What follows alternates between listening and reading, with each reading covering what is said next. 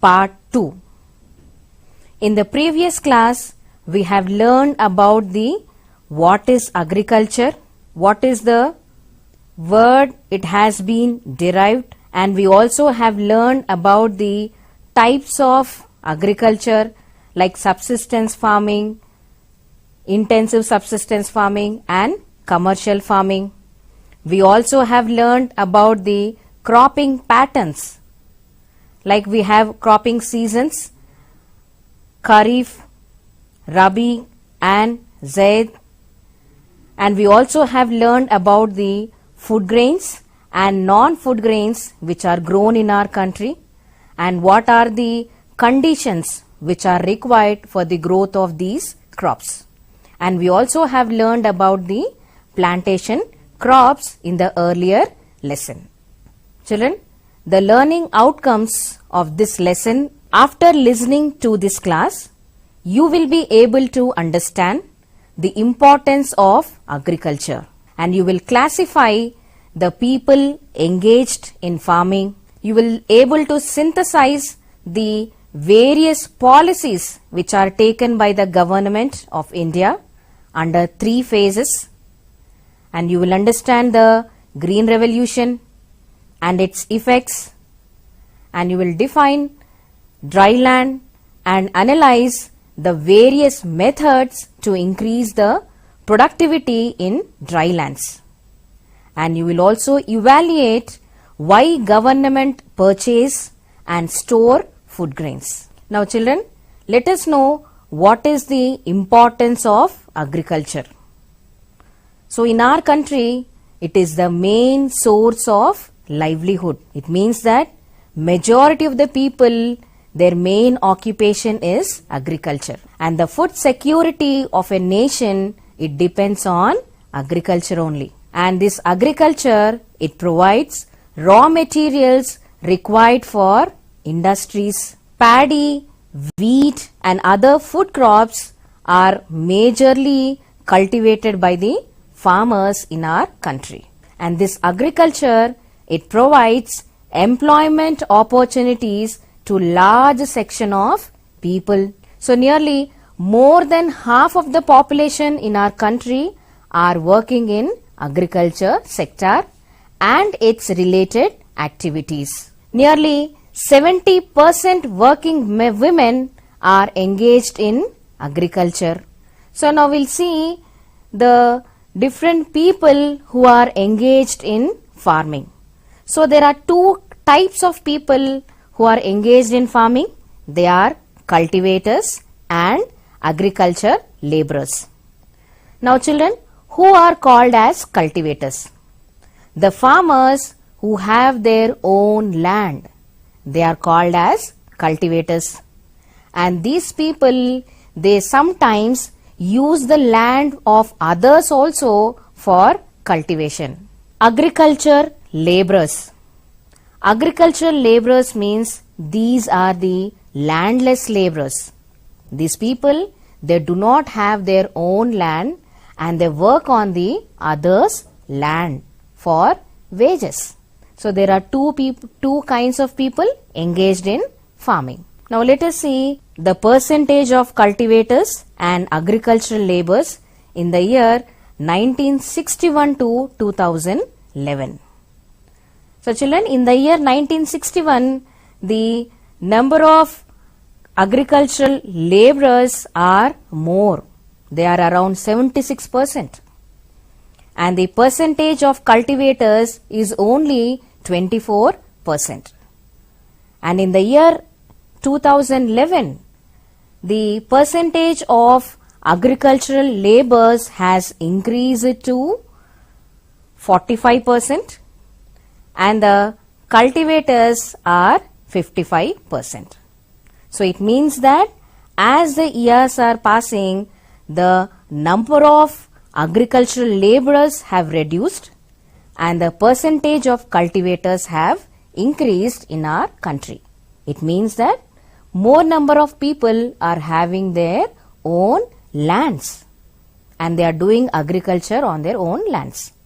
We all know that in the previous class also we have learned that agriculture, it depends on natural factors. So the production of agriculture depends on natural factors.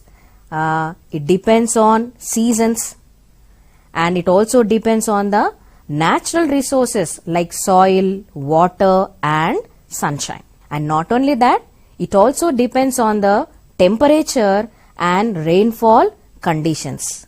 If these are well available, then we can have a good yield of the crop. And we know that different crops are grown in different seasons. This also we have learned in the previous class, like what crops are grown in Rabi season, in Kharif season and in Zaid season.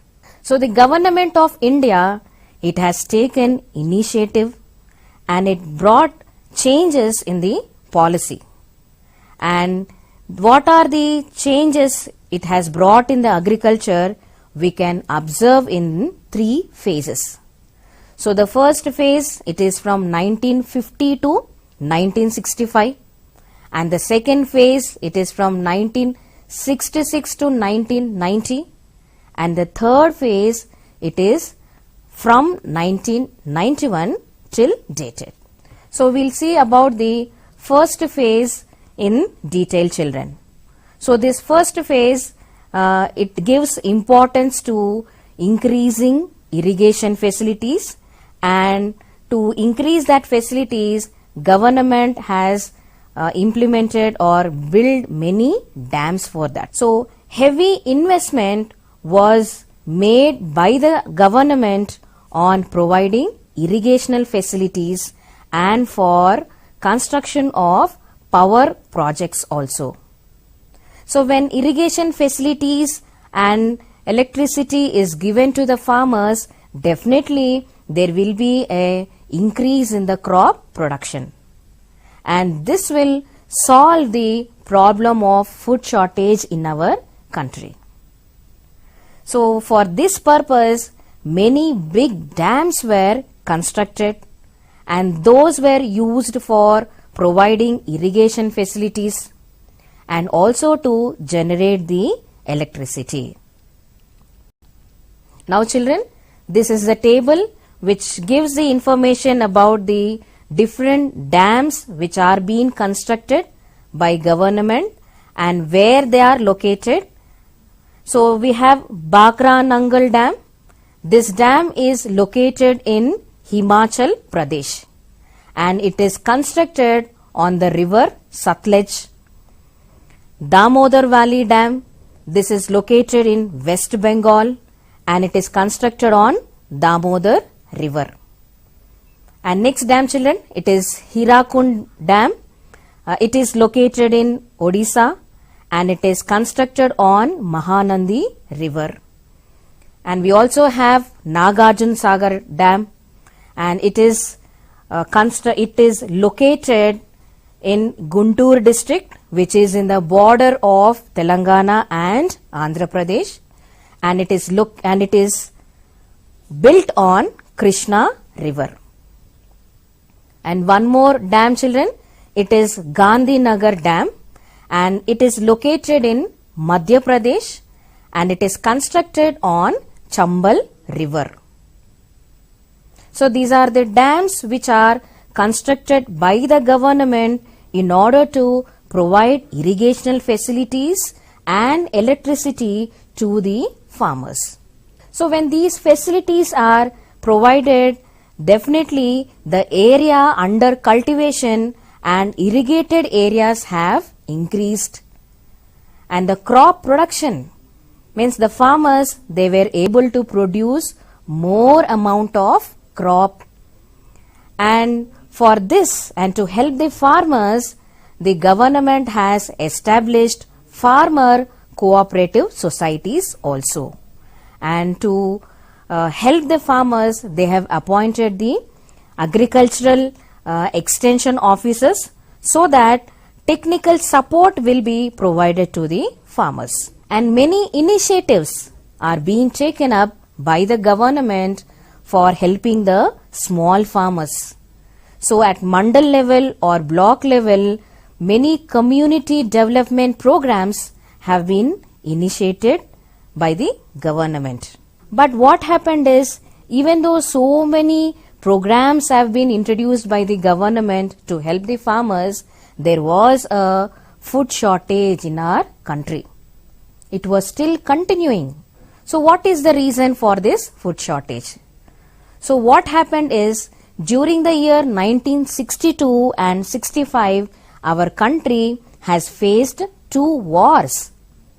So at that time, government, it has to spend a lot of money on the wars. And there was a very little rain in the year 1965 and 1966. So that is the reason these 2 years are declared as drought years. It means that there is no rainfall, or there is availability of very less scanty rainfall. And due to this, what happened is, there is a decline in the production of food grains in our country. So in such situation, what the government can do? It has to import the food grains from the other countries. Then at this time, government, it thought of bringing a change in the policy towards the agriculture. So this phase is called as Green Revolution. Now the second phase, children, this began in the year 1996 and it continued up to 1990. So this second phase is called as Green Revolution. And what is the spread of the Green Revolution? We will try to learn in this phase.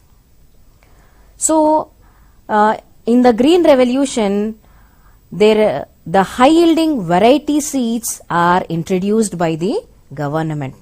It made the farmers to use high yielding variety seeds and to use the chemical fertilizers, pesticides, and machineries were also used like tractors, and abundant irrigation facilities were also available.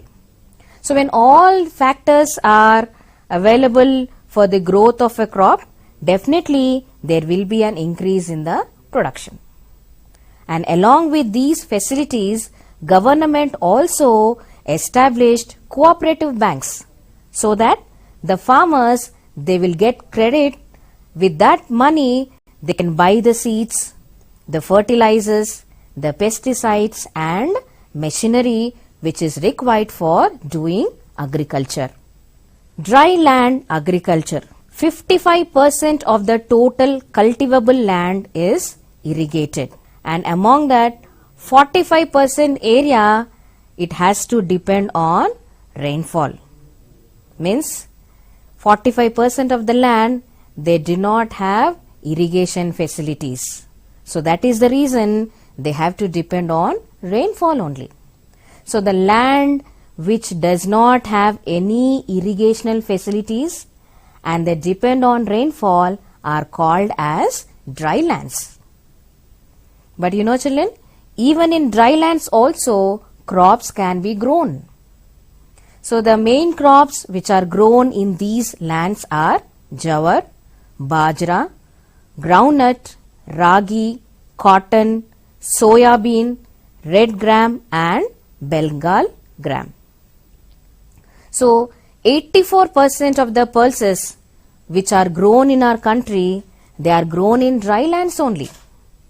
But what happened is, the production of pulses is not at all increasing because they do not have proper irrigational facilities, and this has become more expensive for the farmer. How to increase the production in dry lands? What can be done to increase the production? So the first method is, we have to conserve the rainfall. It means that when rain falls, what happens? It will run away. It will run away and it will mix up with the canals and rivers. So we should see that rain water, it should percolate into the soil so that the groundwater level will increase. So in this way, we can conserve the rainforest. So there are many watershed programs which are introduced by government to conserve the rainfall. So the first one is bunding children. Bunding means building up of stones, construction made of stones and mud, so that the rainwater can be accumulated and collected, and it can be used for irrigational purposes. And next one is check dams children. So these check dams are constructed to control the floods and to see that the flow of water also goes even. And tanks. See, every village has a tank. Okay. So these, the water, when rain falls, that water, it will run away. But instead of that, what happens if we increase the capacity of the tank? The rainwater can be harvested in the natural tanks and it can be used for irrigational purpose by the people of that village. Another method of conserving is afforestation children. Afforestation means planting of more trees. See, if we plant more trees, what happens is when there is a rainfall, the water will percolate or sink into the soil through the roots of the plant. So whereby we can increase the groundwater level. So if these activities or programs are undertaken by the government, definitely we can increase the production in dry lands children. And even to increase the production, the farmers, they have to use the compost. How to make a compost? See, the waste material from vegetables, fruits and everything, you dig up it and we store it for many days. Then what happens is it will decompose. It will decompose and it will form into a compost or a manure. And that manure, if we use it for the crops, that will provide a good yield to the crops. Now children, we'll see what are the effects of green revolution. So in green revolution, the farmers have used high yielding variety seeds and they have used high doses of chemical pesticides and insecticides, and irrigational facilities are also available. India, it became sufficient in food crops, means we were able to produce the food grains which are sufficient for our people, and the production of food grains, it has increased to 5 times. See, in the year 1951 to 2014 and 15, the food crops has increased to 253 million tons. It means that the production has increased by 5 times. And a large stock of food grains, they are built up through Food Corporation of India. So what the government will do? It will purchase the food grains from the farmers and it will maintain a stock in FCI. So why the government will maintain the stock? Why it has to collect the food grains? So why? Because if there is a drought or if there is a famine in the country, so in order to avoid that, the government will maintain the food grains stock, and it will also procure the food grains from the farmers and it will supply the food grains to those areas where the food grains cannot be grown or inaccessible areas.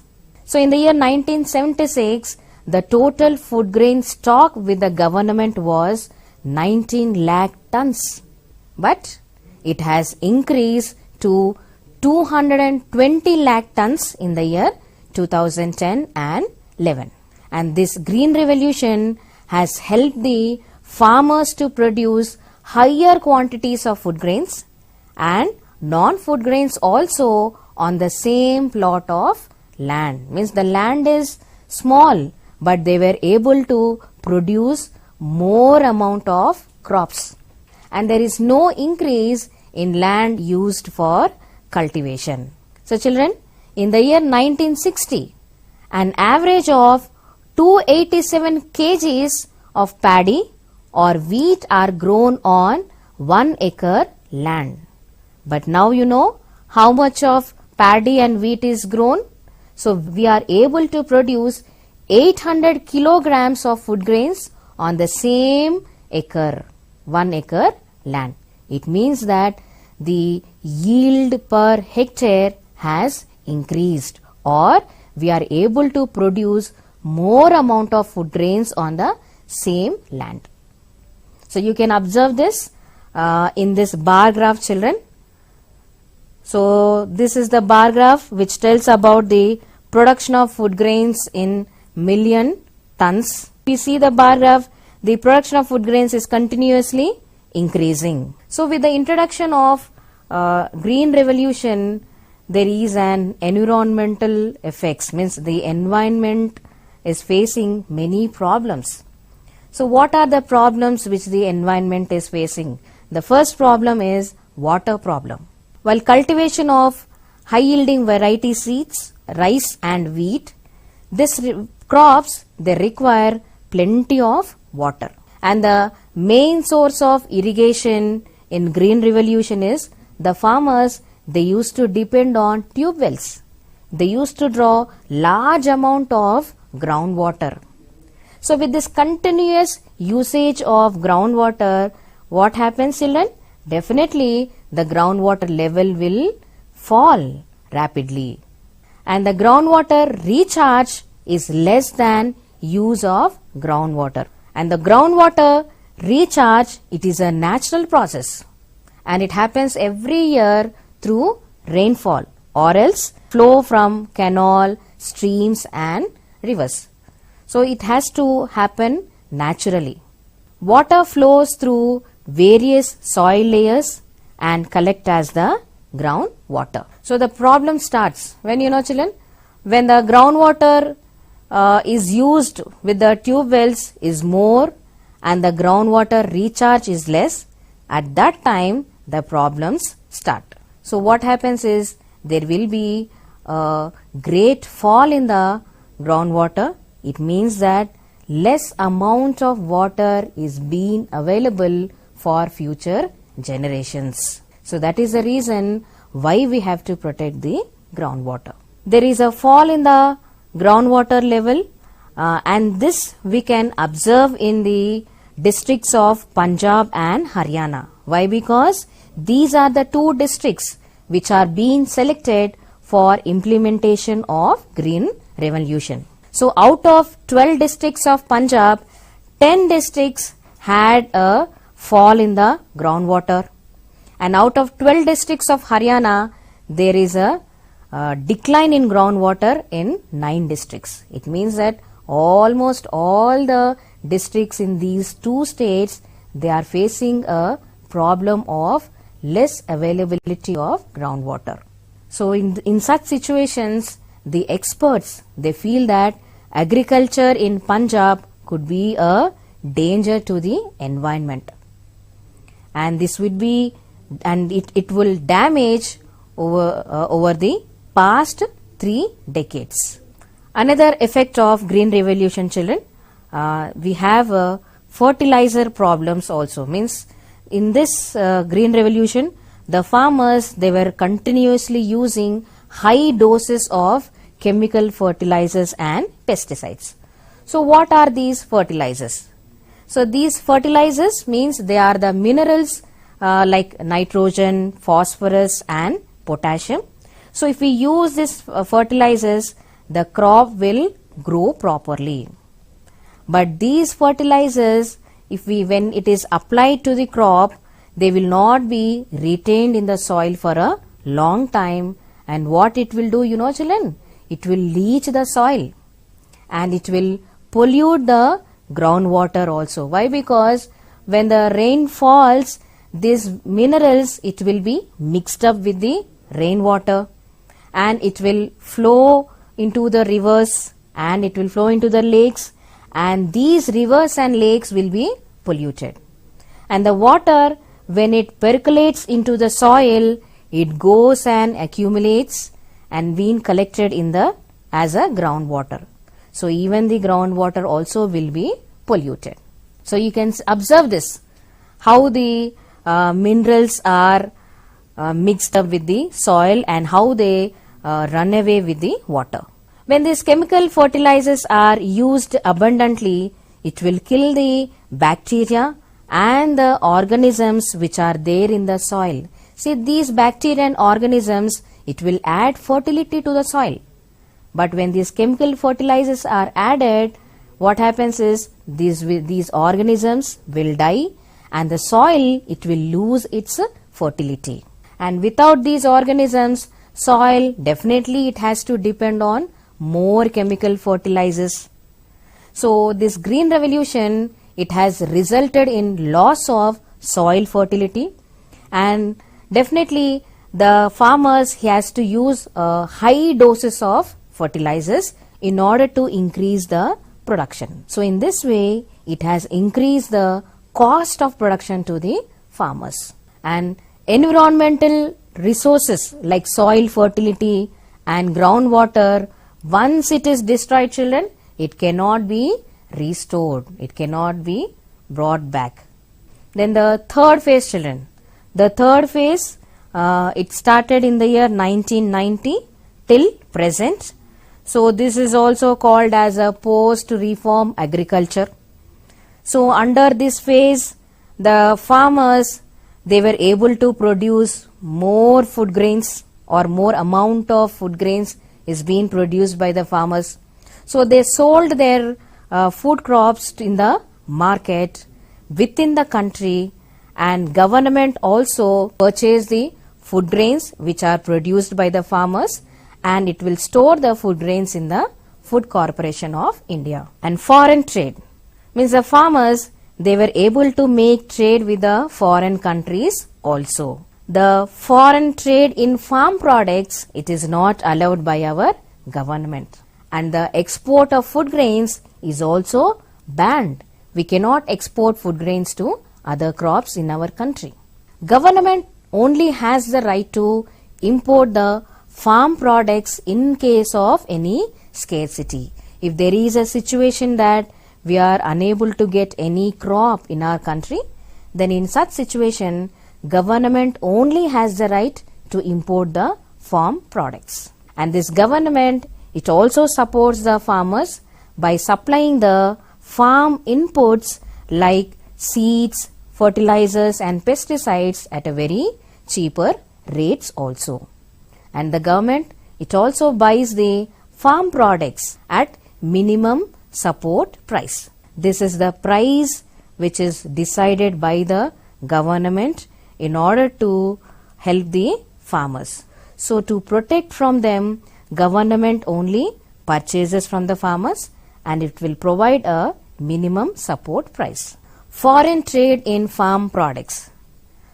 So government also brought some changes in the agricultural policy. Like farm products are exported. They are exported to other countries, and now we can import the farm products from other countries also. So earlier we could not do this. There were no imports and exports. But now we can import the farm products and even export to other countries. Many developing countries in Asia, Africa and South America, even they have the similar changes in these policies. The import of cotton, rubber, pulses, oil seeds are even allowed in our country, and farmer cannot export food grains. Developing countries are putting pressure on India to import crops which are produced in their countries. So this trade making with foreign countries, this has fluctuated the incomes of the farmers. In certain years and for some crops, the farmers might gain from imports, and in other years, farmer could lose because of cheap imports and fall in price of farm products. Small farmers cannot bear this loss, and farmers get caught in debt trap and become poorer. So we have learned about the what is the importance of agriculture, and we have also know that there are two types of people engaged in farming like cultivators and agricultural laborers. And we have also learned about the various policies which are taken up by the government under the 3 different phases. And we also have learned about the green revolution and its effects on the environment. And we also have learned about the dry land, what are called as dry land and what are the methods to increase the productivity in dry lands. Children, I hope you all have understood the lesson. For better understanding of the concepts, you please solve the worksheets and visit the website of SCRT. Thank you, children.